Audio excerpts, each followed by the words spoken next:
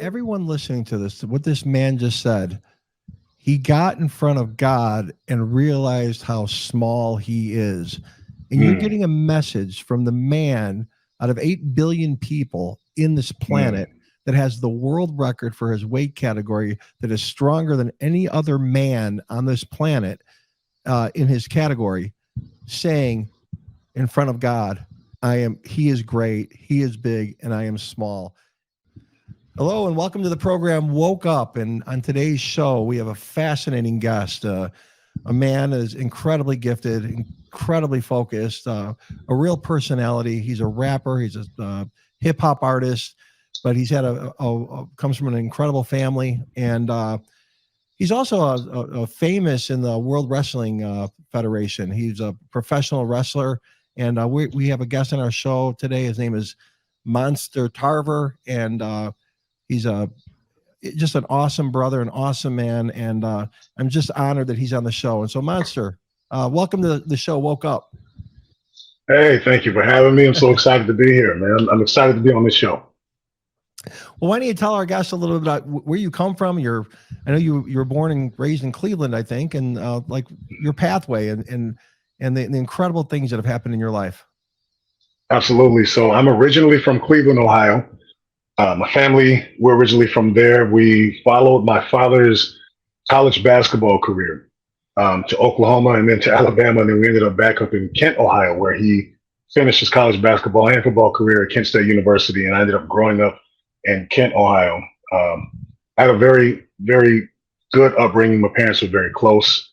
And I was a preacher's kid. My mother was a minister. And part of my taglines when I was with WWE was that I was the son of a preacher and a prize fighter. Referring to my mother as the preacher half of that, my father being the prize fighter, because after his NFL career, he went to the Denver Broncos and then hurt his leg and had to retire from football. But then a year later, took up pro boxing. And then, not that long after that, ended up Mike Tyson's sparring partner. So, my family always said I've had large shoes to fill when it comes to living up to the legacy of my mother and father. That's incredible. So did you actually meet Mike Tyson too? I never got to meet him, no. So my father would always travel to camp wherever Mike Tyson's camp were. I just remember taking him to the airport, back and forth to the airport. And that always fascinated me. So I was grateful that I was able to live a life where I got to travel for work as well. It just always reminds me of my father. And so you're obviously an incredible athlete. And why don't you give us a little background, like, how you grew up and as you became a man, what were your interests and where did life take you? Absolutely. So, and thank you. I appreciate it. My father and mother both had all three of my siblings, two siblings and I, had us training at an early age, taught us discipline, and through the athletics and, through teaching us the gospel, it taught us discipline, but it was so important that, my father in particular had us in sports, and that taught us discipline, taught us dedication. It taught us how to be tough and fight through pain, recognize, listen to our bodies, listen to our minds. And yeah, my father would have us running like miles, my brother and I running, we used to call it road work. And we basically go for these like couple mile jogs, as part of our conditioning for boxing in the snow. It didn't matter. And we were in church, and then after school, we would have to go to our practice, whatever sport we were playing. Then we'd go to boxing practice with my father and then watch him spar. And then my little brother and I would train. And that just kind of resonated with us into having a love for sports and athletics. And we turned into athletes ourselves, as well as my little sister. And from there, for me personally, I went to college, played 1 year of basketball, ended up leaving school. I had my oldest daughter my freshman year of college, and she's now 26 years old, married with her own child. Congratulations, Grandpa. Told me you weren't going to do it to me. My kids, they love, every time they get a chance, they call me Gramps. Oh. And I always threaten to punch them in the stomach. I tell them, I can still beat you up. I don't care if you're grown, I can still beat you up. Yeah, no, my babies give me that all the time. But yeah. I'm so happy about my granddaughter. I'm so happy about that. It just, every time I think about her, it melts my heart. But, I went to college, and had my daughter, and then I ended up leaving school and took the long way for the next 20 years or past 20 years, however you see it from whatever perspective. And I went back to football and started playing semi-pro football, dabbled in arena football. I was trying my best to get into, on a team in arena football. And then once I saw that wasn't going to work out, then I got into pro wrestling. And from there, it took me about 4 years, ended up getting a WWE contract. And I was there for almost 4 years and then continued to wrestle until 2021. And that lasted about 18 years, 18 years of pro wrestling. And, thank God for the opportunity. It was tough. It was hard. It was one of the hardest things I ever had to do. But, I got to go to different countries, different parts of the world and meet different people. And, it was a beautiful experience. And from there, I transitioned into powerlifting. And I absolutely love powerlifting. I tried MMA. I tried to go back into boxing and just fell in love with powerlifting. And I was able to, I have 3 world records and I have a bunch of national records and a few state records. But I absolutely love powerlifting, and that's part of my lifestyle.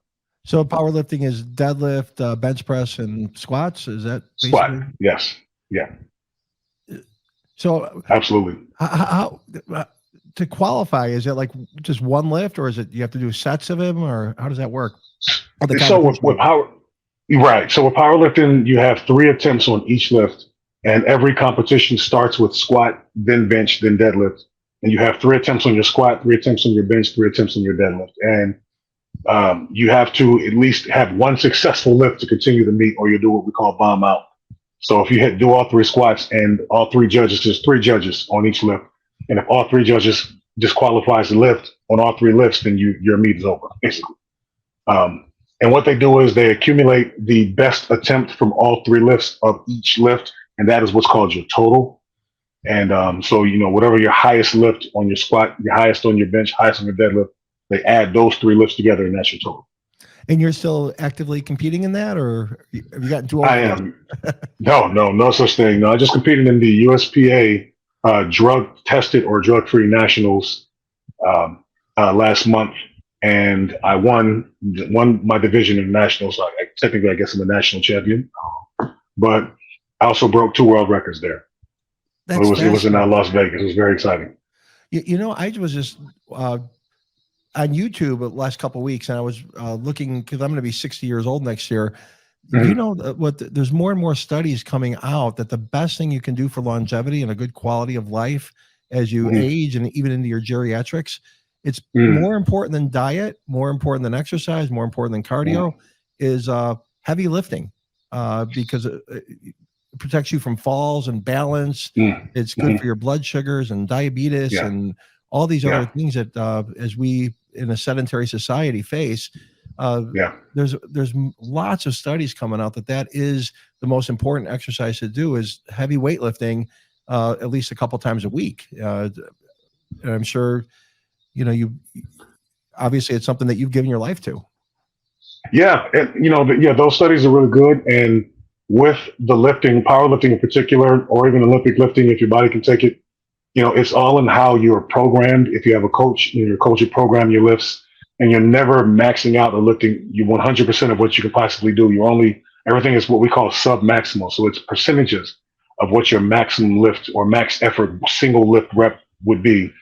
And, a lot of credit, give a lot of credit to Tony Conyers. He's my mentor and spiritual father, and he's one of the greatest powerlifters of all time.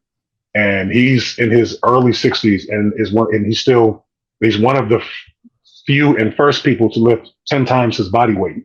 And this man is in his early mid 60s, and he's 150 pounds and can squat over 600 pounds, bench over 400 pounds, and deadlift over 600 pounds, still drug free. In his 60s. In his 60s. Oh yeah. Look up Tony Conyers. You'll be blown away. Wow. So, he sponsored me for the Nationals. I got to shout him out. But he's definitely, a staple in powerlifting. Anyone who knows powerlifting knows who Tony Conyers is. So you've been in athletics your whole life because you glossed over your wrestling career. You were famous. You were a big personality and somewhat of a villain. And you want to talk a little bit about what that career was like? And absolutely, yeah, it was great because my wrestling career is a sad story. it's a sad story, but it's got a lot of highs and lows, more lows probably, but the highs were great. So my wrestling career started in 2004 in Akron, Ohio, this little bar in Barberton, Ohio, which is a suburb of Akron, Ohio. And the name of the bar just escaped me as I was about to say it. They tore it down. The Shamrock Nightclub, that's what it was called. And I remember it was in February of 2004. I saw a local access television, a broadcast of one of their shows, and their world champion, because every indie company has a world champion, but their champion was a guy named Purple Hooter, who ended up being a good friend of mine. Little guy, like under 200 pounds. He had a goofy purple luchador mask on and purple tights, and it was a gag gimmick, a comedy gimmick. And great guy, incredibly talented guy. But I saw that, I thought, I'd kill that guy. I can do this. So I called the number and went down and walked into the bar, and they were setting up and practicing in the ring, getting ready for the show. And I watched wrestling my whole life. I was a big fan. And I was super confident until I walked in and saw them. And I'm like, oh, wait a minute. Then I saw what they were actually doing. I'm like, oh, I don't know if I can do this. Wait, this is not what I thought it was. And I got nervous, but I still walked up to the promoter, and he looked at me and said, whoa, you are big. And I told him, yeah, I'm the guy that called, blah, blah, blah. And so he gave me my first match, my first day in the business, that never happens. It's a no-no. It never happens. But I had my first match, my first day in the business. And typically, you have to train for a year, sometimes almost a year before you get your first match on the show. And then even with, a lot of old school trainers, you're trained for a year before you get your first match. And then in your first match, you don't even get the offense. You just get eaten alive, basically. We'll say you get eaten up. So whoever you work with your trainer for your first match, and they'll just beat you to a pulp for 1 minute. And that's your first match. You have to earn getting a punch or getting a kick or getting the offense. And, I understood that. I learned that as I continued in my early stages, and I still have an appreciation for it. It was a tough time because during the time period I started wrestling, I was homeless. I was sleeping in my car, and I had just gotten divorced for the first time, and I was still playing semi-pro football as well, trying to chase an arena football contract. And there were times where I would have a football game during the day and 2 wrestling shows in the evening. There was one day I had a football game, and then I left the football game, took my equipment off, drove to one show, wrestled that match, jumped in my car with my wrestling gear on, drove an hour to the other show, wrestled that match. Like I did that multiple times. But yeah, the early stages are crazy. And then I got my contract in 2008. My first week on the job, I was on WrestleMania 24 in the main event with Floyd Mayweather, and he was in the match against the Big Show. And myself and 3 other brothers, we were his entourage. We walked into the ring in Orlando at the Citrus Bowl in front of 80,000 people, and it was just the most mind-blowing experience. Like we spent the whole weekend with Floyd Mayweather and his entourage, and in limousines and all. It was crazy, man. And we walked him out to the ring in front of 80,000 people, and that was my first week on the job at WrestleMania. It was WrestleMania at WWE. So yeah. Were you just naturally talented at it, or did you just work really hard? Or how did you go from just showing up at an event to an international celebrity? I would say it's a combination of both. I've always had the ability to learn things phonetically, if you will. Like if I can imitate it, if I can see it or hear it, I can imitate.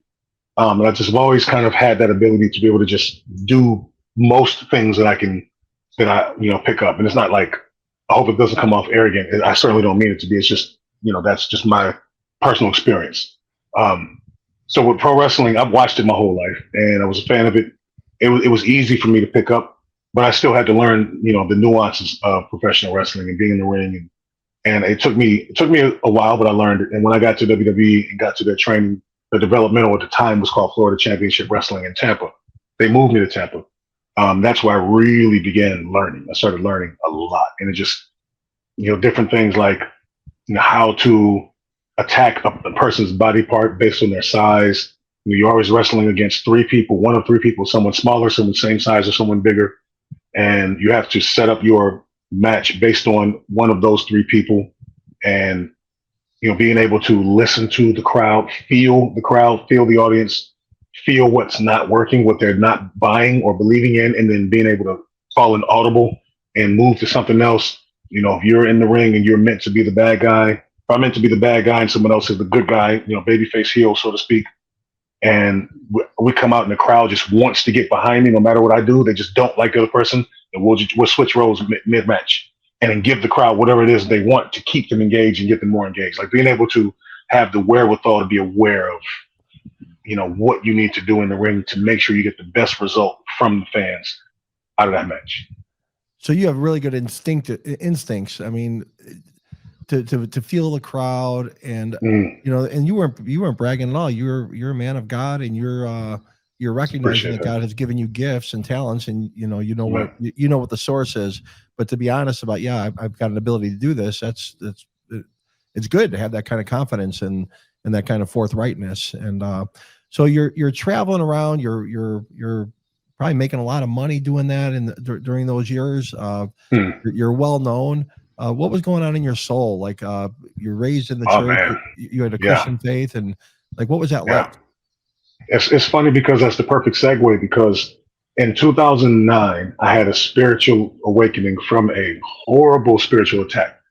And like I said, I grew up in the church, and I walked away from the church when I became an adult after I had my first child. I just kind of walked away from the church, and I never did drugs, never smoked, never drank, never did drugs, never did anything in my life. I fought with depression. My vice, my Achilles heel was mental health, was depression. And it was just something I just did not know how to deal with. I didn't understand that it was spiritual, you know, as much as it is, you know, chemical imbalance. I didn't understand that, you know, and I was always very angry. And so, you know, once I got to WWE, I met my second wife. We started going to church. And in late 2009, I just had this horrible spiritual attack. But this is during the time period. Now, I had always been recording music as well. And I started recording in I started recording music in 97, 96. And in 2001, I had my first recording contract, and it just kind of didn't go anywhere. So I'm digressing to bring everything together. So back to 2009, when I had the spiritual attack, this is around the time I got back into doing music, except I just got to a point where I couldn't digest secular music and language and content anymore. I couldn't do it anymore. Something in my spirit just was reacting negatively to it. It was like trying to, you know, force someone to eat something they don't like. They're going to spit it back out. And I just remember sitting, this is when I first was introduced to iTunes, when iTunes first became a thing. And I remember sitting on my second ex-wife's computer saying, "All right, God, if you show me music that sounds as good as the people I was listening to, I'll listen to it. Christian music, Christian rappers, I'll listen to it." And before I knew it, I just found like hundreds of Christian rap artists. And I'm like, what? I'm listening to the music and I was blown away. Like, oh my, what? Christian rap sounds like this? And that was when I first found Lecrae and a couple other, you know, God Over Money. So I first found Bizzle and Derek Minor, when his name was Pro. There's another guy named Dwayne Triumph. He's from England. Like, these were the first Christian rap artists I found, and just fell in love with their music. And I fell in love with God Over Money in particular. Like, that's just, I could tell by Bizzle's message and how intense he was about delivering his message and how unafraid he was. And I was like, yeah, that's who I want to be with. I knew 10 years ago I wanted to be with God Over Money. But it led to this spiritual attack where I didn't sleep for a month. It was October 2009. We went and saw a movie called Paranormal Activity. And I had this horrible PTSD type flashback from that movie. It triggered a very bad trauma response from childhood, you know, from spiritual attacks in childhood. And I just remember that movie just messed me up for the whole entire next month. I couldn't sleep. I was hearing voices. I was seeing shadows. I was going crazy. And then on top of that, WWE talent relations people were telling me that I was about to get fired. I was going to lose my job, even though they were about to announce that I was going to be a part of NXT, which debuted in February 2010, that they were about to send me to the next level. And I was about to debut, but they played mind games. And what was even more confusing about going through all of that was during that time, Dusty Rhodes, American Dream Dusty Rhodes, he was, you know, very active with helping us in the creative department in Florida in FCW. And he was my mentor. He worked personally with me hand in hand. And going through all of those, you know, spiritual things at work, Dusty Rhodes, you know, propping me up and helping me in the WWE, officials telling me, no, you're about to get fired. You're not doing good enough. But Dusty Rhodes is co-signing me. I just was so confused. And it was listening to the Christian hip hop. And that was when Mary Mary, their song God in Me was very popular. And they released an album called The Sound. And I listened to that CD till the colors fell off. And that was just my comfort, was listening to that. And from there, I decided to change my music to Christian hip hop music. And that was when, my Christian hip hop music was born, so to speak. Oh, that's fascinating. And Yeah. keep going. Keep telling like what was going on in your life, and you were married again, and what was your pathway? So I was married a second time during that time. Well, no, we weren't married yet. Actually, we were engaged, and we weren't engaged yet. We were just dating, but we got engaged in 2010, and 2010. We got engaged in 2010, and then we got married in 2011. So, during the time period, I was going through all of that whole tornado of, spiritual attacks, trying to get closer to God, going to church, getting back into church. And then finally I debut in 2010 in February to, worldwide television, and my entire life changed. Like I went from zero to hero. Like I was famous in one day. And it was like, whoa, people were recognizing me everywhere. Like I remember my oldest son, Ty is his name. He's one of the producers on my album. He produced half my album, but he's also a running back at Ball State University. I'm very, very proud of my kids. Very proud of my boy. He was in elementary school at the time, and I remember flying back up to Ohio and going on a boat trip. It was a field trip for his school. I think he was like in 6th grade or something. And so I had gotten there and got on the boat with him and talked to his mother, and we set everything up. I got there, got on the boat with him. I was expecting just to be able to sit with my son, do the boat ride with his classmates. Not what happened. We were swarmed by kids, like probably 2 or 3 dozen kids and parents, like following us everywhere we went. And I was like, I kept telling Daddy, I'm so sorry. He was like, no, he loved it. He was enjoying it. But I just kept him by me the whole time and just focused all my attention on him. Was taking pictures with everybody. I'm like, all right, if you take a picture with me, my son's going to be in the picture. Like I'm not leaving him to take pictures. So he would be in every picture with every kid that we took. And, but it was crazy like that, and then, fast forward, the year just went crazy. I started having issues behind the scenes with, with John Cena and other wrestlers. And then I got hurt. Then, the Nexus angle ended, the storyline ended, and I ended up back in developmental. I had like 4 or 5 bad injuries, and I started having marital problems, and I was staying in church, and I was still learning. And I just, worked as hard as I could, training 4 times a day through injuries, couple of months surgery for, never took a day off, traveling, coast to coast around the country and, outside the country, and made it back to television. And some things happened and I lost my job. I got released my contract, and I was doing things like filming my own vignettes and promo videos. And I would take them. I remember one time I walked into Vince McMahon's office, his personal office. And that's a no one ever does that. I handed him the video, showed it to him, and he was just surprised. He's like, oh, okay. Then word got around, I did that, and everything was going really well. I thought, all right, now I'm going to be back, and then I got released the next month. I'm like, ah, great, all right. And then everything went downhill from there. Life turned into a tornado after that. So then, okay, and then what year were you officially done with professional wrestling? 2021 was my last match. So after WWE, I left WWE in 2011, and I continued wrestling. I continued trying to, revitalize my career. From between 2011 and 2021, I went to England a couple of times, Canada, Puerto Rico a bunch of times. I went to Japan, went to India 6 times and wrestled, did 6 tours in India. And, and even during, later on around 2017, until 2020, I was living in a garage.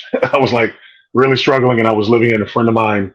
I was living in their garage and traveling, across the country, across the world, wrestling, living out of a garage, just doing everything I could. And during that time period, 2018, that was when I really started connecting with the Lord, and I started reading the Bible through and through, and I started fasting, which helped me because, right before that, 2016 was when all of the racial tension started to grow, and the BLM stuff, and that was like Trayvon Martin and a couple other people, and some dealings or whatever. And I just, that made me angry, but like I wasn't sure how to feel about it because I always had an objective mind, and I had good spiritual leaders around me that helped me to tie my feelings or run my feelings through the Word and filter them through that.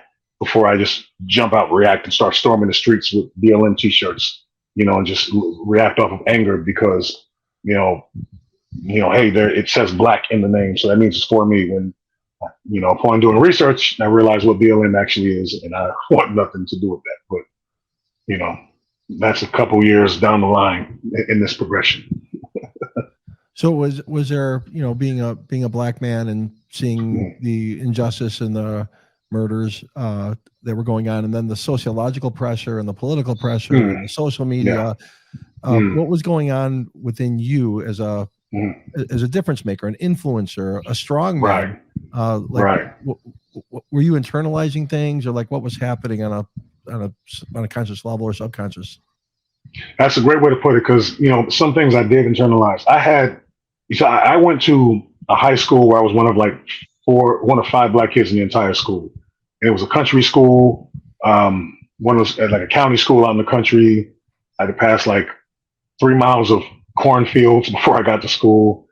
All I saw was flannels, pickup trucks, and I got called every racial slur under the book. And I was a bigger kid and I was an athlete, so as I got to high school, I became one of the big dogs in high school. But I mean, from sports, referees, coaches from other teams, even my coaches. I'd go to high schools and I get stuff thrown at me, get called all kind of racial slurs, whatever. And I was able to just kind of weather that, but it made me angry. And there was a time where I thought that I hated white people. I really believed that. And I look back on that and laugh at myself now because, fast forward back to 2016, when those things started happening, I had already gone through that process, but that was still the first stage of me kind of maturing, psychologically, mentally, and emotionally. So when the Trayvon Martin thing happened and everything, I was able to look at that objectively because I was working in juvenile justice with youth, inner city youth, at-risk youth. I know the overall general personality of, people that come from that group of society. And it doesn't mean that they're bad. It's just a very tough atmosphere. So it breeds tough personalities and young kids that don't trust anything because of what they grew up in. It's not an excuse, but, so I can understand from both perspectives. And even from a law enforcement perspective, I had a lot of issues with police. I never had a record, don't have a record, never committed a felony, nothing. But I had a lot of issues with police growing up. And it made me have a very negative perception of police. I hated police for a long time, but it was because of the police in Kent, Ohio that I was, I had to deal with all the time. And I never did crimes. Never hung out with people that did crimes. They targeted me, not just me, but, and, once I started working in juvenile justice and working with police and working with law enforcement, I got to talk to them and understand their side and what the perspective is for them. They explain a lot. Like, there's people who take the badge as their Superman symbol. But, a lot of people, they don't. Like, they just, it's a dangerous job, and it's just to make it home. It's something that should be respected, but people take it for granted. And with the BLM stuff and all of that, it was easy to seduce minorities, black people and, brown people, whoever, into thinking that they have to act like a mass of victims that should burn down everything to get retribution, when people aren't able to objectively look at the message and see they're being manipulated, and the skin color is being used for an organization like BLM to make millions of dollars, but give nothing to any of the communities that they claim they support.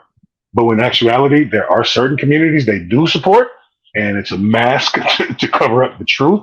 But all it takes is a little bit of research, And for me, I almost got suckered in, with the whole Black Lives Matter thing. I thought about it. I'm like, all right, my bone of contention was when people opposed it. And I thought, why would you protest that? That means something, but then I thought about it and I still never jumped on board with it, but it still was like, but it means something, it should be respected. And, fast forward to 2020. And then when the riots happened, and I think with the whole pandemic, because that's what I refer to it as, that to me, immediately, I snuffed that one out. I sniffed it out immediately. Like, I was like, nah, something's not sitting right with this. It seems like propaganda. Nothing's logical about this. And the way that they kept changing their position, wear a mask, don't wear a mask, because a mask, it doesn't make sense. All of a sudden, if you don't wear a mask, then you're a bad person. And then the propaganda and the gaslighting came with masks. And then fast forward to lockdowns, fast forward to, the shot and all of that.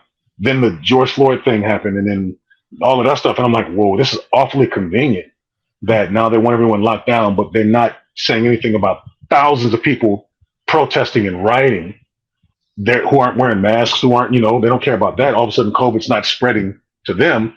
And it just started making me think.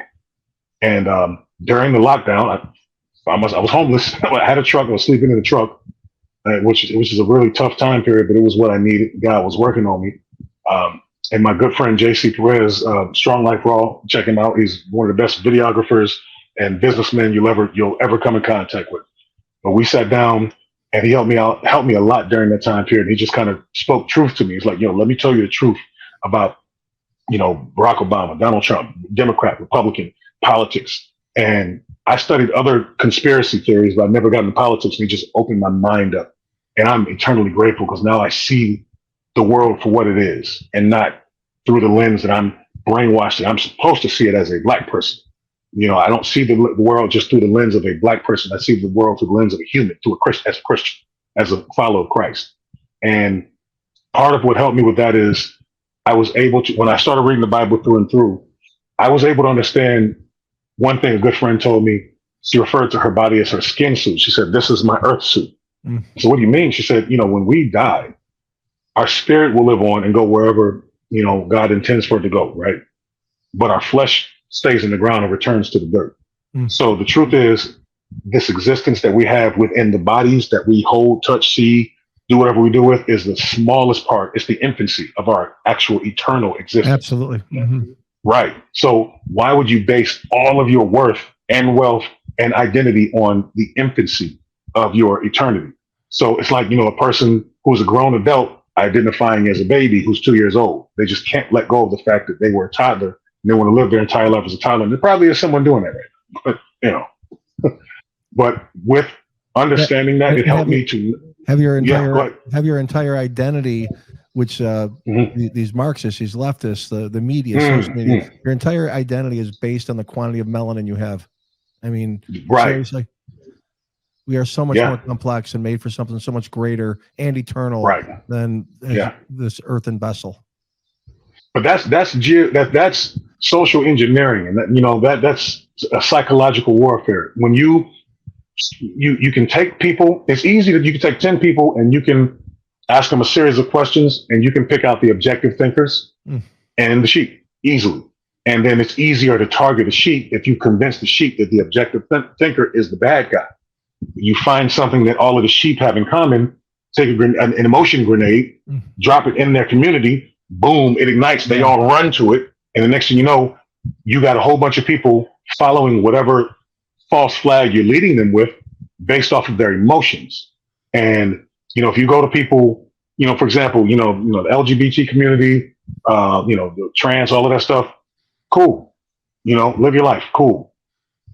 But if you base your movement off of anger and off of antagonizing people that don't agree with you, instead of just saying, all right, this is what we want to do, and everyone's saying, okay, cool, do it. I don't have to affirm or agree, but I'm not going to attack you for it. And yeah, maybe there are some people that do, but for it to be sensationalized into a victimhood thing. And I've always thought that, that just in truth, again, I'm not doing any disclaimers or anything like that. I'm speaking the truth.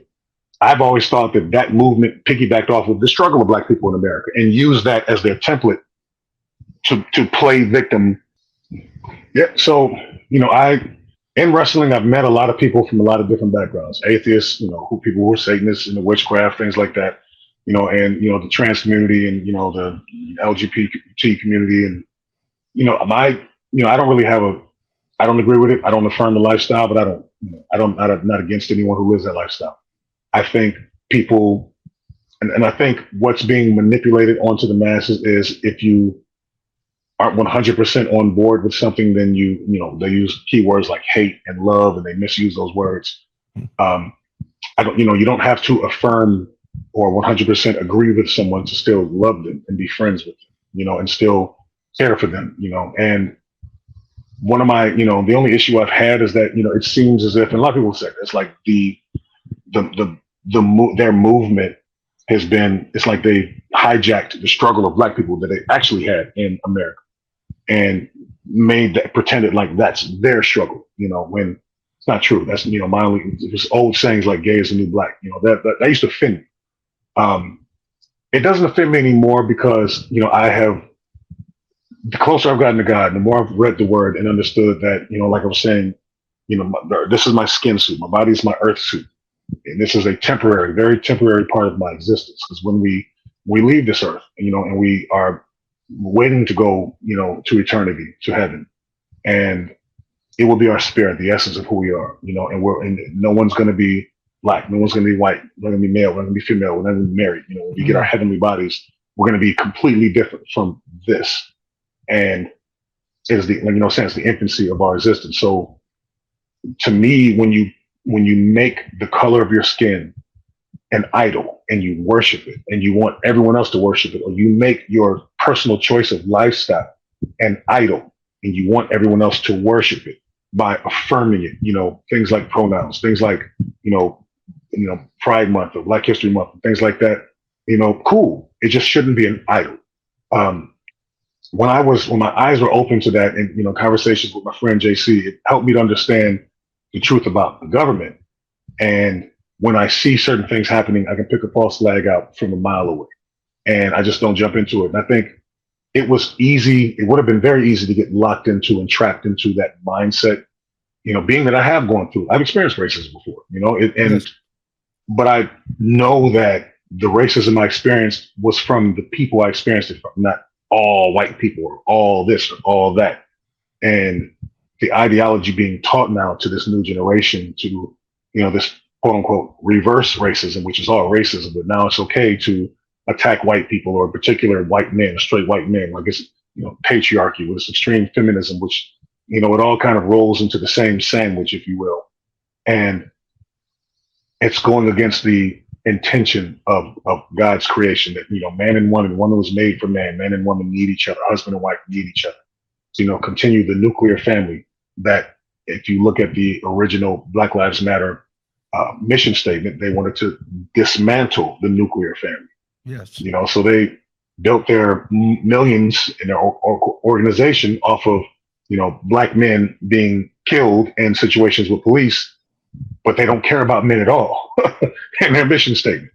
And if it doesn't take a rocket scientist to be able to see 1 + 1 is 2, it doesn't add up, But that was one of the things that I was able to recognize when I started doing research, with everything I just said, on the Black Lives Matter movement, three women who were behind it, what their lifestyle choices were, understanding, okay, they formed an organization based off of their beliefs instead of a organization that could suit anyone who can identify with or relate to, these situations, that are happening in the streets or injustices or whatever, people want to call them. But instead that was the cover up to further push their agendas of their personal beliefs. And I saw that. I just thought, no, I don't want anything to do with that. I don't want anything to do with that at all. Yeah, I think the foundation that you had from your mother and your home, and then also having a clear Christian worldview, all these things, the feminist or the gender ideology or CRT, it really wreaks havoc with the person in terms of their identity. Everything is about how I identify, my gender, my sexuality, my color of my skin. Versus we are all made in the image of God. Our identity is hidden in God. He is doing something in us. He loves us. We have a duty to our Creator, and we put such an emphasis on the external identity, which absolutely wrecks people. And I think it's done intentionally, and we see it played out. And so it's really amazing, especially you being a victim of oppression or prejudice or discrimination. I mean, just racism isn't even in the Bible, for one. I mean, the word isn't there.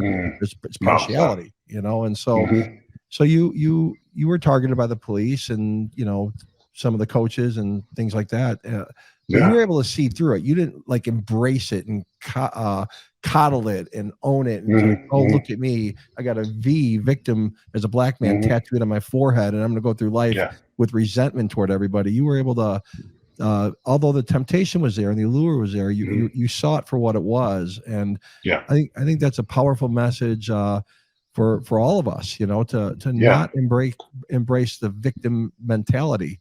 whether it's Right. gender or, even now it seems like there's more persecution against Christians. It's more hostile openly for a Christian to say, look, I'm an overcomer. I'm not a victim, even though how things happen, and so I love your message. And so like a lot of this is tied into political things, and, it's, I'd like you to talk a little bit about how your friend mentored you and brought clarity to you in terms of, the political atmosphere that's, gripped our nation. Oh yeah, absolutely. And to expand on what you just said, to lead into, the answer in your question, it would seem like this is a spiritual attack. It's intentional, because to get God's creation to focus on making an idol of their earthly, mortal experience and causing them to ignore or forget about their eternal life, their essence in eternity as a spirit, it gets them to forget that they are God's creation. Wow. And it gets them to look at themselves as their own creation. I've seen videos of, trans, dudes, wearing makeup, literally calling himself, saying, we are God, we are gods, we can decide what we are. We're trans, I feel like I'm a woman, so I'm a woman. It's literally I replace God type of ideology. Maybe not all people who are trans people say those exact words, but I've seen a lot that do, and I don't want to generalize the whole group of people, but it just seems to me like, it's a thing that where you replace the creator as with yourself. Now you are God, because you can decide what gender you are. And, leading that into the politics of it, when you have one party attacking the emotional central nervous system of certain groups and using it to manipulate them, basically, saying, hey, I'm going to trick you into thinking that I'm going to trick you into committing suicide, even though I'm trying to kill you, but you're going to take the gun from me and say, no, I have a right to do it. I want to do it myself because it's my right, my body, my choice. Bang, I'm going to kill myself. Now I'm dead. It's, what I'm saying? It's that ultimate chess game version of manipulation. And, I'm not saying that, the Republican Party is good and Democratic Party is evil, but I have learned the truth. I've learned about the fact that it was the Republican Party that abolished slavery. It was the Democratic Party that wanted to fight for slavery. It was, and people don't look at the truth. That's a general way of putting that part of history, but people don't look that up and look at the truth. As a black person, as a black kid, I was always growing up and thought, if I'm black, I'm supposed to vote Democratic, because I saw all my favorite rappers telling me to be a Democrat, vote for the Democrat, because Republicans are all racist, rich white people. That was what I was taught, and as I got older, I realized, and I never participated in that. As I got older, I realized, and even now I realized, with my friend JC kind of mentoring me in that, I realized that there's it's all been lies, and it's all been lies based on manipulating me, based on my community, my upbringing, and using it against me to drag me by the nose, to whatever direction they want me to go, because I gave them my emotions and made them my idol. And, when you get someone like Joe Biden, who will look in a camera and say, if you don't know who you're voting for, me or Trump, you ain't black. What? And people actually still looking at that and excusing that. And, when I have good friends, and I've lost friends over, politics, over this, this last presidential race in 2020, because they did a great job of villainizing Trump and making Trump the devil to people, when truth is he's actually not, he's not any different than he's ever been, but they did a great job of taking sound bites and portraying it to people who they know won't do research and find entire videos of some of the speeches, but they'll just take that sound bite and run with it. They'll take a clip from the title of a story and run with it. And it's created this culture of accusation means death sentence, even though there's no truth, no due process, no investigation, just an accusation, where you got people like Johnny Depp losing his entire career over false accusations of Amber Heard. And then it comes out that she was lying about everything. Jonathan Majors, another one, he's the guy that played King the Conqueror. His whole career destroyed over accusations. Then video evidence comes out that he wasn't lying. She was lying, and that's where the radical feminism part comes in. And it's all packaged into the same side of politics. And you can't even say, I don't agree with children being sexualized. And then the response is, oh, you're one of those crazy right-wing nut jobs. Wait, So you agree with children being sexualized? Let's not even talk about the fact that it has nothing to do with politics. I just don't want children to be sexualized. So if you preach if they manipulate well enough, which they have, you can literally get people to forget their morality, and in forgetting their morality, it gets them further and further away from their creator, further and further away from God, to the point where, you got teenage girls on TikTok burning sage and talking about crystals and all of this witchcraft stuff. They don't realize actually does invite evil spirits into their home and into their living experience. They don't realize they're actually doing this. And, it's something that always has to be considered in this, eternal fight against good and evil. And during this time period, I made a choice not to allow anyone on the television to tell me that I have to walk, talk, speak a certain way, use certain word, pronouns, whatever, because of the color of my skin. I'm always going or take an injection or whatever the case may be, or do anything medical or wear a mask, whatever, because they say so. I'm going to do research, figure out what's the best thing for me, if it works, and then cross-reference that. First, cross-reference it with the word of God, make sure it's biblical. If it's not biblical, I'm not doing it. I want no part of it, Yeah, I like what you're saying about this us becoming God thing, and it seems like there's that same Luciferian spirit in the Garden of Eden. Did God really say don't eat from this? Because God knows that your eyes will be open and you will be like Him, knowing good from evil. And so it's the same thing that's repeated in the garden. We see all through our society right now of a forgetfulness and a ignorance or a lack of acknowledgement that there is a creator and there is a divine order and a moral responsibility that each one of us have to the one that created us. And we eliminate that. We eliminate Him, and then we ourselves become our own gods. And then you see the absolute chaos as a result that's being played out all around us. Yeah. I mean, if we become God, then, and we build a kingdom, the kingdom will always fail because we're fallible. We're imperfect. We're not omnipotent, omnipresent. We don't have eternal knowledge. Like God is God for a reason. We are not. And in our infinite, imperfection, He still loves us. Even people that curse Him and, swear against Him, swear to Him, swear on Him, swear against Him, He still loves them. And we can't fathom the possibility of how He can do that. We can try.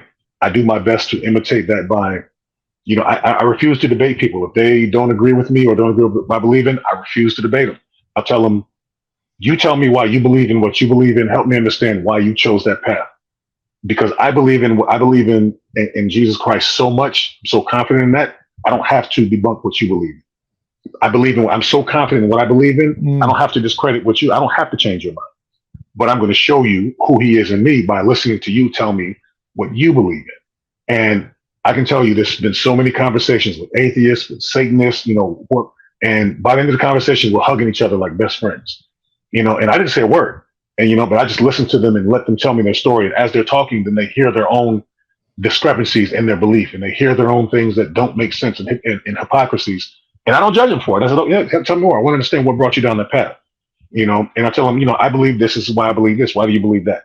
And by the end of it, I had a conversation with a friend I met in India, and he was a atheist, like through and through. Atheists love to, as long as you tell them you're a Christian, they're the thing they love to do is just attack your Christianity and try to, they can't just say, oh, cool, you're a Christian, cool, I'm an atheist. All right, no problem. What's your name? They can't do that, some.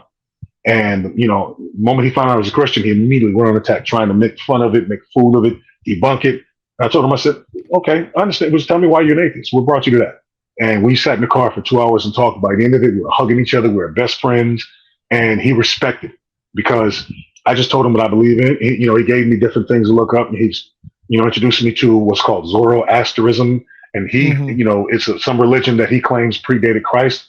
And I said, okay, I'll look it up. And instead of me saying, no, you're wrong, I hate you, I said, okay, no problem. I'll look it up. I know the truth. Nothing predates Christ. He was there at creation. Nothing predates Christ. But, I looked it up, and found out more about it, whatever. And that's why I answered my saying, this is what we believe. Nothing predates Christ. Christ was there in creation. He, the Father and the Holy Spirit are all the same in hypostatic union. The Trinity is all one and the same, but that is what I believe, So I told him, no, give me more information. Give me things to look up. One of my best friends I grew up with, we've known each other our whole lives. He converted to Islam in 2013. One of my best friends, his name is Eric, and he called me and told me he was converting to Islam, and a lot of friends that we had turned their back on it because of that. And this is only a couple years, not a couple years, but this is still after the tensions of 9/11 and things like that. And he was in the military, and I told him, I said, I love you the same. The way I love you is never going to change. You decide that you're going to be a Muslim, be the best Muslim you can be. But I told him, when you look up one day in the sky and you see Jesus, then you better be able to hit your knees and say, you know what, I was wrong. But if I look up in the sky one day and I see Allah, then I'm going to have to be able to do the same. He said, okay, fair enough. Of course, we both know that that's not going to happen because the latter of the two is not going to happen. But even from there, like there's some times we've been praying. Like I've reminded him, hey, did you pray? Or we'll pray, and I want him to. I told him, give me a Quran. He sent me a Quran, and I read through most of it.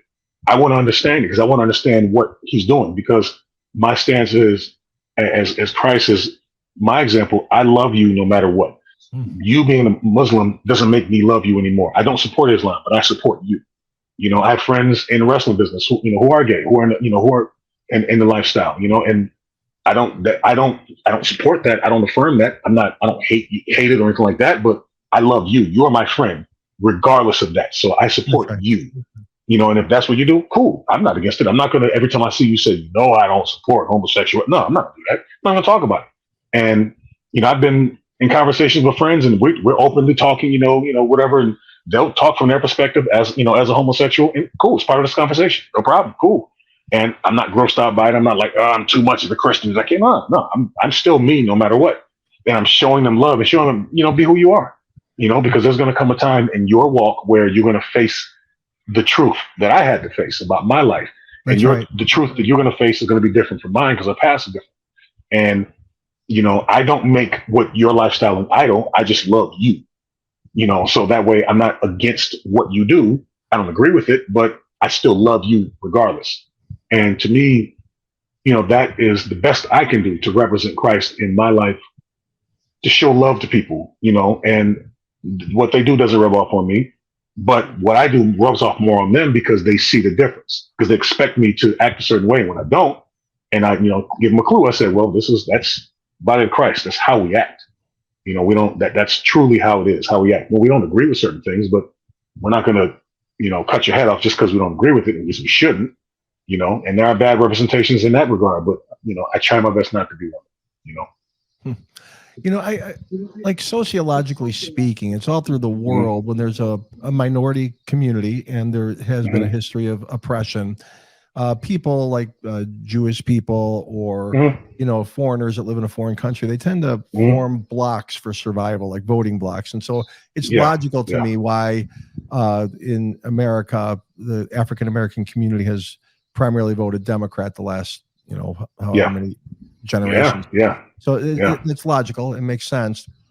However, we're both clear that there's certain levels of manipulation that are going on to stoke things. And my question is, do you notice in the African-American community a certain level where people are starting to say, you know what, we're being had here, we're being used, and this is, people are waking up.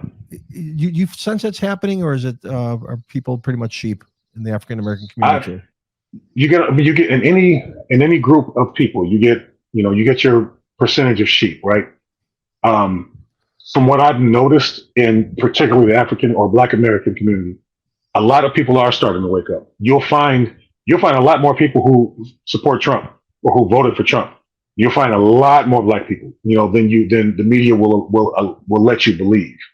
And people are able to see through that. Like before Donald Trump, got into politics, he was loved by everyone, in particular the hip hop community, and was loved by everyone. People were referencing him in their songs, had him in their music videos. When my friend JC woke me up to that, I started doing research, and he started giving me things, giving me breadcrumbs of research and the things that Donald Trump was doing, like giving all of the money he did to the historically Black colleges, supporting those and different other things, that other presidents who claimed to be for this particular community did not do. And I look at that and I'm like, so, and other friends I have who hate Donald Trump, I'm like, well, if you can't see it objectively, can you at least recognize that he did do this? Why would he do this if he is actually a racist? Why would he do that? And, granted, it's still politics, but, the people that they like the Joe Bidens of the world, who, he's not a racist, he's for black, but, he spoke at, the whoever that person was, the Grandmaster, whatever, the KKK. He was like best friends with him, spoke at his funeral. Again, you can be friends with whoever you choose. Just because he's friends with a guy doesn't mean he's part of the KKK, but is that a good look, logically, And if today's population is judging people based on associations and then idolizing their own personal associations, that should be incriminating, But I've noticed that more black people that I've seen, they're starting to understand more that we've been had. And then there's a lot that don't, that hold on to that, the idea of this is what it means to be black. I have to fight against, when, there are things that, every group has to fight against, but if you decide to buy into the CRT rhetoric and all of those things where you have to now, black, white people bad, white man bad, straight white man bad, white people bad, white privilege. I've been to India and I saw a mother on the side of the road giving her 2 toddlers a bath in a puddle on the side of the road. And I saw that and I thought to myself, she couldn't care less. I walked over and gave her food. She didn't care what color I was. The only thing she recognized is that I was American. She called me American. She didn't say, you're a black man, you're a Christian, you're a gay man, you're a straight man, you're a cisgender man, you're a trans man. She said, oh, you're American, in her accent. And I said, yes. And I gave her the food. And she said, thank you, thank you, thank you. It just, that spoke volumes to me because, when I go to other countries, they see an American. They refer to me as American. That's all they see. And all of these, oppression ideologies here, that's an American thing. They're first world problems because bomb drops on America and now we become a third world country. Gender roles now come back into play for survival. Feminism goes out the window. That's right. You know what I mean? Yeah. So it just, but I always encourage people, and black, especially young black kids that I work with in particular, find a way to get outside of the community you live in, man. Go to another city, then go to another state, then go cross country, then go out of the country, because what they don't even realize is that different cities have different cultures. That's right. Different states have different cultures. Like, I love the fact that I can recognize where someone's from based on their accent. And I've been to that city and I've got a chance to get a feel of the personality of that city and what it's like. I love that. Like how different the East Coast, California is from New York, and New York is from Texas, and Ohio is from Florida, and Georgia is from Wisconsin. I love that. I love that so much. The way people dress, it's just the food. I love seeing the differences in cultures, and that helped me to minimize the idolization of the color of my skin and maximize my understanding of how unimportant that is in the grand scale of things. That not allowing myself to let politics brainwash me into thinking that I'm oppressed. I have to see the world because I'm oppressed. And everything I do has to be oppression. And even, people not understanding the difference between capitalism and socialism. Young kids walking around calling themselves communists and Marxists. And I'm like, did you do any research on Karl Marx? Did you do any research on Hitler and Stalin and these other, Hitler, but, Stalin and Mussolini, these other Marxists, communists, and like, did you do any homework on that?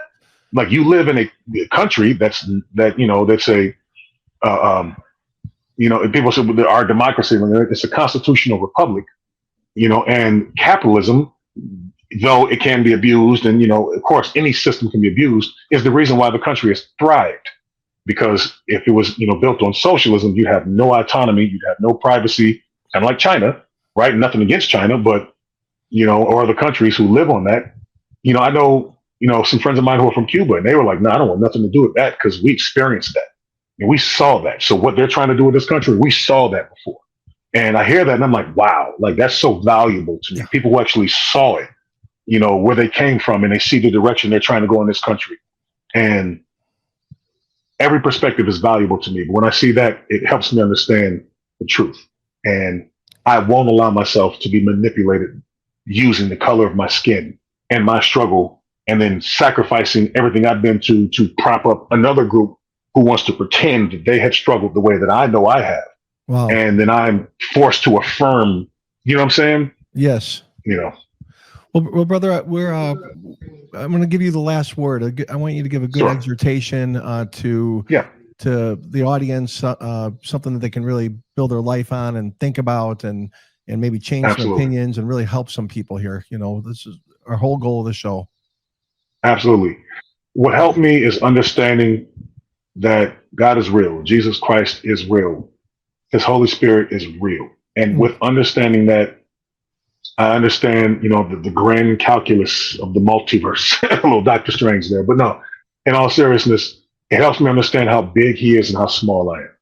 And how, because I'm so small, I can't operate in this reality, in this life, in this world without. And if I can't operate without God, I can't operate without Jesus Christ, and that means that everything that I see in the mirror, as important as it is to me in the grand scale of things, it's temporary. What's important is my connection to him, the image that I was made of, that was made in his image. That was my spirit. And understanding that when I got closer to him, it's more important to make my character the best, my spirit the best it can be. And take care of the gift that he gave me, which is this mortal life, this earth suit that he gave me.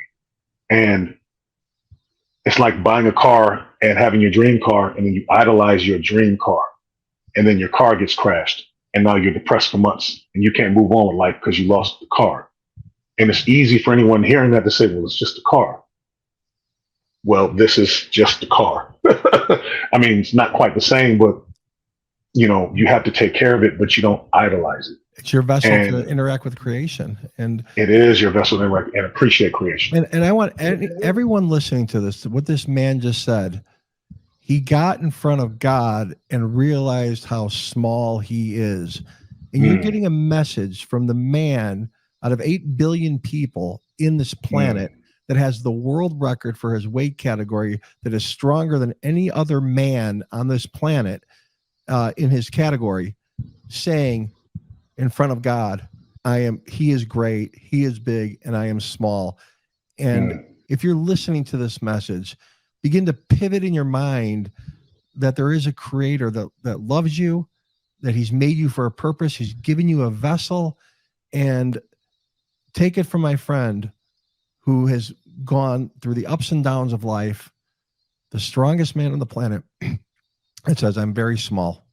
And he, with genuine humility, look at the joy in his life. Look at the clarity of his life. Look at the love that he has for people, everybody, because of the transformative power that he has experienced. And so embrace that if you're listening to this today.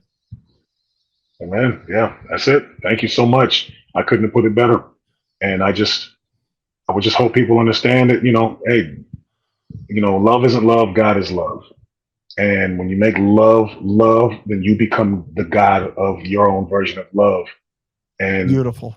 You'll always fail, you know, and that's, you know, we're imperfect. So when you put God back in his place, take him out of the box, even if you choose not to believe in him, the truth is one day you're going to come to face that reality. And, you know, why not prepare yourself for that in the meantime, you know? Well, brother, I wish I was in front of you. Give you a big hug, and my friend, I thank you so much for taking the time, and may God continue to bless you and prosper you, give you clarity, give you a great sense of purpose, and may he anoint everything you're touching, and that you would use all that he's given you to influence many other people for him. And so thank you for coming on the show today, my brother. Thank you so much for having me, man. I appreciate it.